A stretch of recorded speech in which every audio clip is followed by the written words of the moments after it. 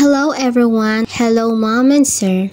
First, I'm Angelica Faith Pinwag, a college student, the future teacher someday.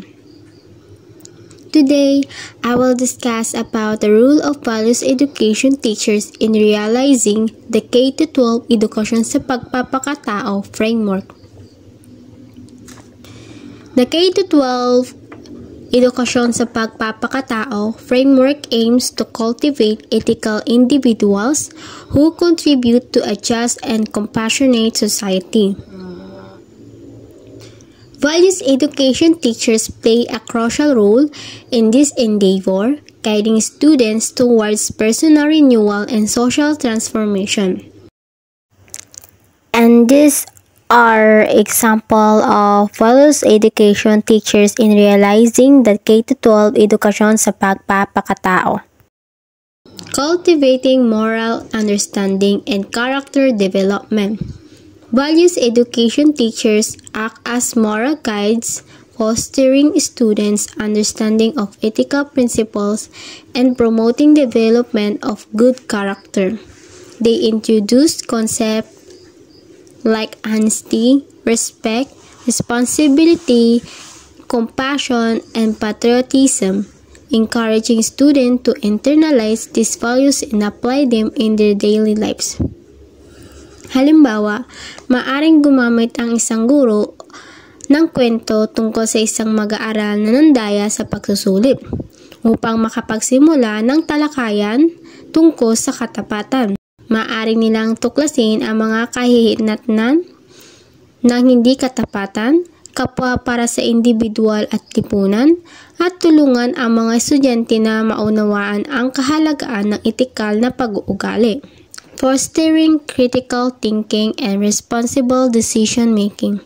Beyond simply imparting values, values education teachers empower students to become critical thinkers and make responsible decisions.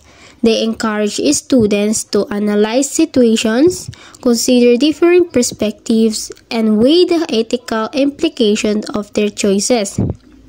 Halimbawa, ang isang guro ay maaaring magpakita ng isang senaryo ng kinasasangkutan ng isang salungatan sa pagitan ng dalawang magkaibigan at hilingin sa mga mag-aaral ng isaela na isaalang-alang ang iba't ibang paraan upang malutas ito ng mapayapa o maayos.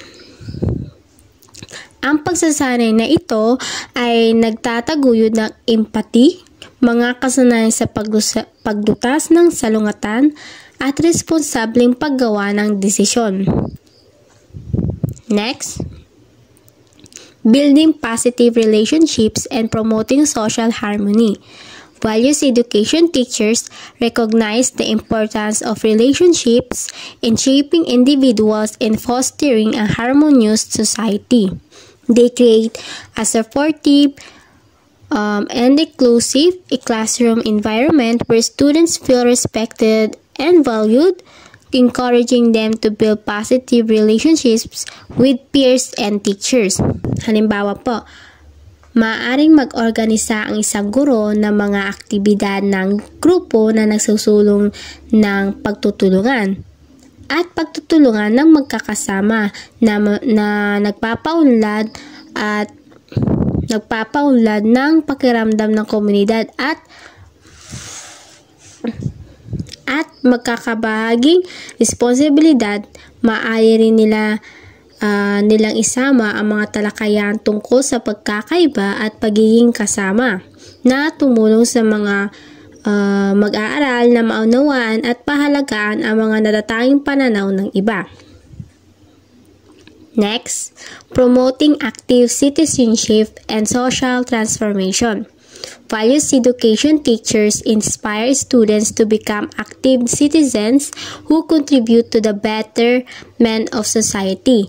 They encourage students to engage in community service, advocacy, and social action, and empowering them to make a positive difference in their communities and the world.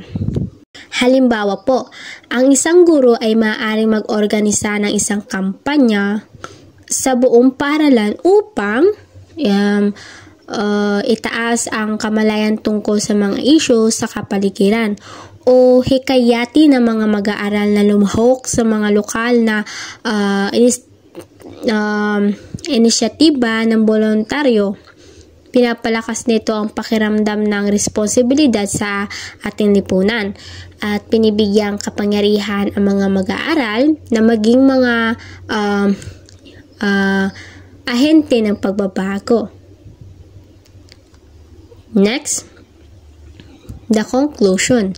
The power of values education. Values education teachers are instrumental in realizing the goals of the K-12 edukasyon sa pagpapakatao framework by fostering moral understanding, critical thinking, positive relationships, and active citizenships. They empower students to become ethical individuals who contribute to a just and compassionate society. Their dedication and commitment to this vital task have a profound impact on the personal renewal and social transformation of future generations. Thank you and have a nice day po.